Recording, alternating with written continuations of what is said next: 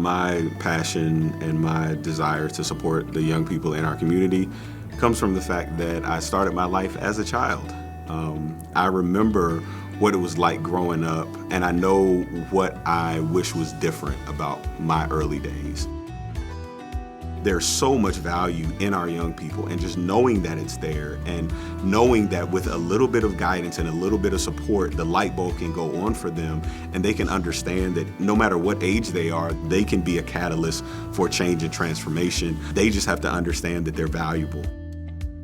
Welcome to the final video in our 2022-23 Professional Development for All series about building and sustaining powerful partnerships with families.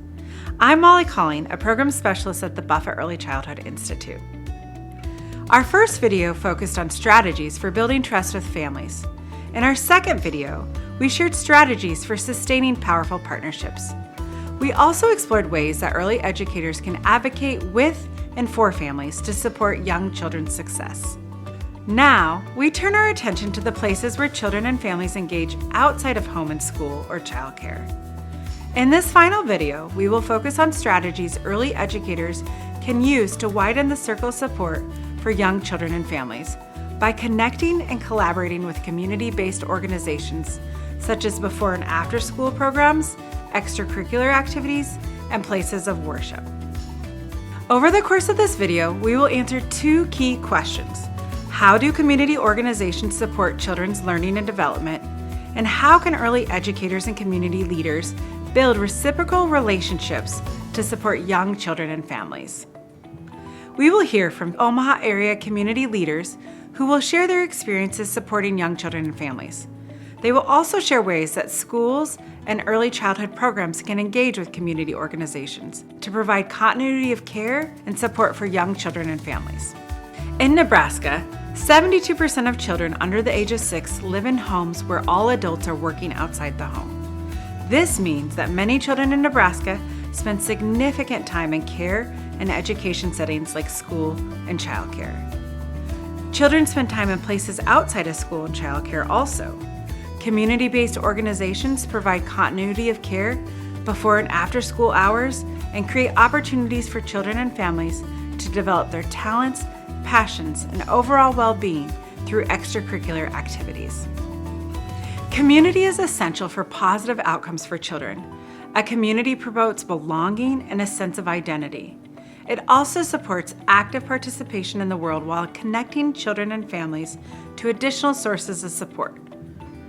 Family members are a child's first teachers, but those relationships quickly extend to adults and peers outside of the home who have important roles in a child's life. When communities foster positive interactions and relationships between children, peers, and adults, children thrive.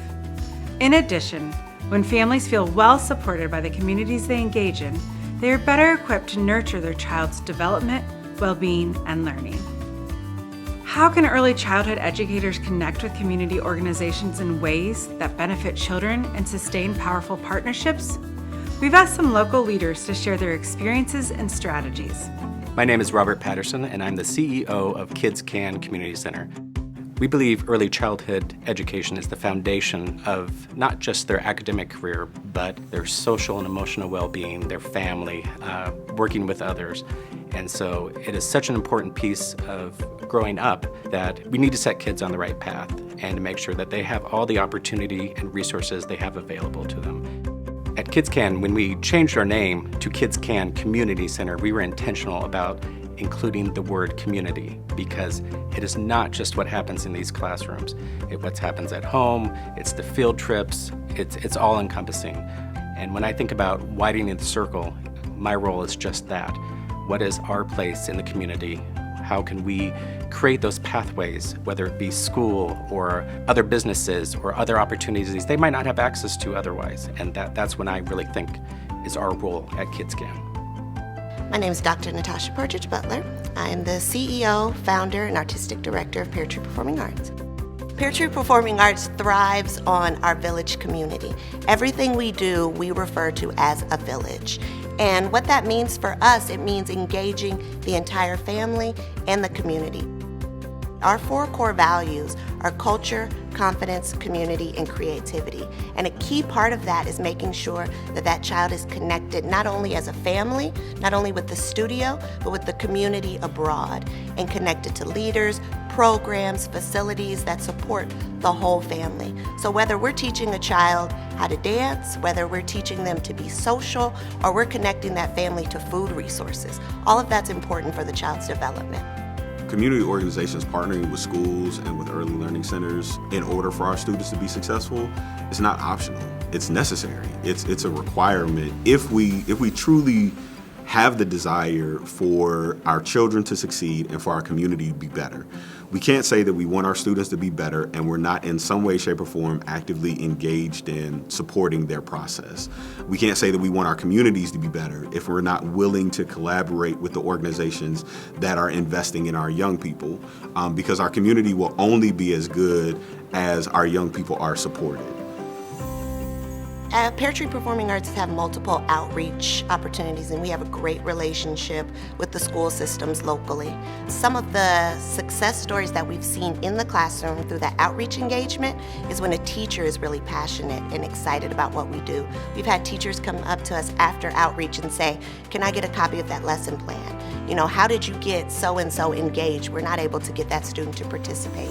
I've had parents email me after outreach opportunities to say, "The teacher told us that you were there today. My child came home talking about it. They loved it. How can we learn more?" So we take those opportunities as a learning opportunity, not only for us, but for the student and for the family to be engaged in the arts and find different strategies that work to keep kids engaged. Because we know that the arts really draws students in, draws them in socially and creatively, and teachers are really excited about how that transfers into their everyday lesson plan. Being a teacher and then also going to church and doing what I love to do, I was able to see my children where they were, not just in the school setting, but actually seeing them engaged in other activities and seeing their parents. Because oftentimes in public school settings, you don't get to see the parent a lot. But being engaged in church opportunities or different organizations, I'm able to kind of engage to see what exactly is the need of the family, you know, and really building those relationships outside of the school. I think that's very important because you build trust when you start to build a relationship. And so if there are things that are going on with the family, that family feels now comfortable because you've built that relationship outside of the norm. And I think that is the secret sauce to connecting with a young person, is when they see you showing up in their lives outside of the place that you have to be there. You know, for a teacher, you have to be present with them in the classroom, but you don't have to show up to their game. And I think sometimes we don't appreciate the fact that kids understand that. They know when you are there because you want to be there. And I think our kids want to be wanted. They want people to want to be around them and want to support them. And so for our educators, I know it can be a lot because the days are long, the expectations are really high, but just finding intentional ways to be able to be present, you know, whether that's getting sports schedules and figuring out when you can go to one game and catch multiple kids, you know, whatever it is, but just finding ways to be present and to show up in their lives outside of the time that they have to be with you, I think is really the secret sauce to being able to build those kind of relationships with the kids.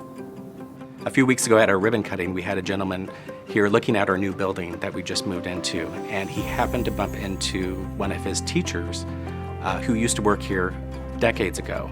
They have not seen each other in over 20 years, and he was telling her what this place meant to him and what she meant to him that she really did not know.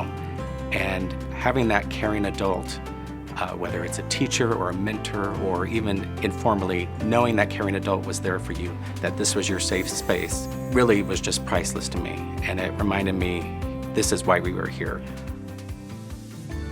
We hope this video has provided helpful information about the important role of community organizations play in the support of families and the development of young children. We also hope you were able to take away at least one strategy that you can put into action. to nurture a connection with an organization in your community and deepen the partnership with the families and children in your care. Thank you for watching the third and final video in our series about building and sustaining powerful partnerships with families. If you're interested in engaging more deeply with other early childhood professionals and families, we invite you to join us for our upcoming Twitter chats in this series on June 13th and June 22nd at 7 p.m. Central Daylight Time. Follow the Buffett Early Childhood Institute on social media and visit the PD for All page on our website for news and updates. A special thank you to the learning community of Douglas and Sarpy counties for their support of the Buffett Early Childhood Institute and the PD for All series. And thank you for the countless ways in which you support young children and families.